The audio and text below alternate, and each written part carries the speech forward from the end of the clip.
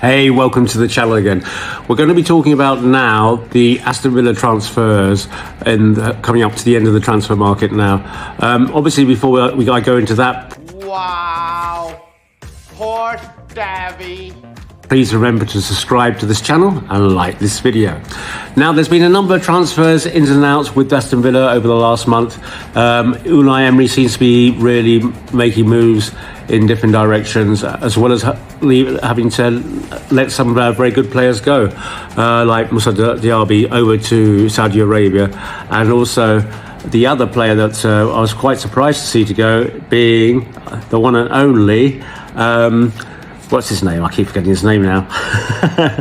The one and only Douglas Luiz, the Brazilian player. He was very talented. A lot of talk about him going up to Arsenal at the beginning of the transfer market, but he opted obviously to go to Juventus.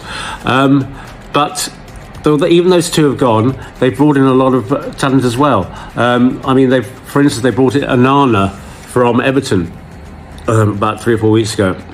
And in his first Premier League game of the season, he played very well for them. He was very attacking-minded and got a goal, as we know. He looked a real force of will since he's moved to Aston Villa.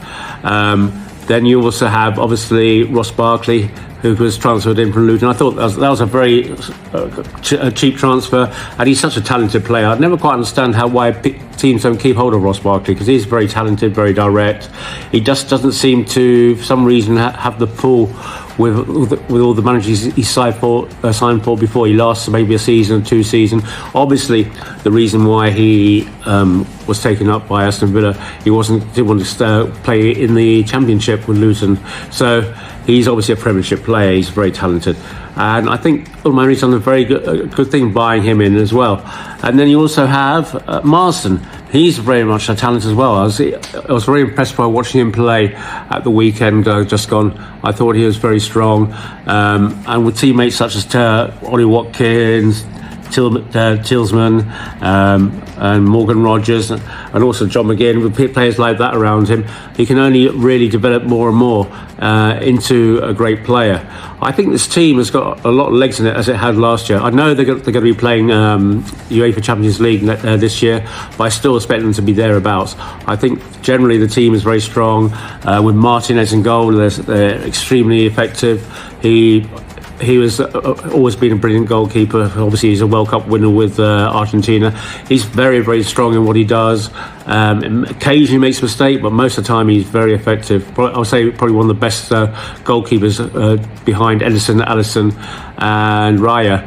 I think he's on the same level as Raya, but with Alisson and Edison being obviously the top goalkeepers in the Premier League. But he's very strong, very does in a very clever directional way. And then also you got Jadon Philogene, who was brought in from midfield. Now he's a young, talented player as well. So what Unai Emery's done, he's lost a couple of main players. One obviously Derby to Saudi Arabia, and obviously Luiz over to Juventus. But he's brought in some very talented players as well. So I expect his team to be very strong. Thereabouts all the way through the Premier League. I'll be very interested to see how they play against Arsenal at home this coming weekend. I think Arsenal are going to be really going for them, because they've lost quite a few matches to Aston Villa in the last couple of seasons. In fact, Aston Villa probably, I think it's about 4-1 Aston Villa are up. So I think it's going to be very tough for Aston Villa this coming match. So it'll be very interesting to see how they handle Arsenal, if Arsenal dominate them, or if they again hold Arsenal back and then snatch a winner. I'll be very interested to see this. But I think all through the season now they're going to be as strong, even if not better than they were last season, as long as they don't get any terrible injuries.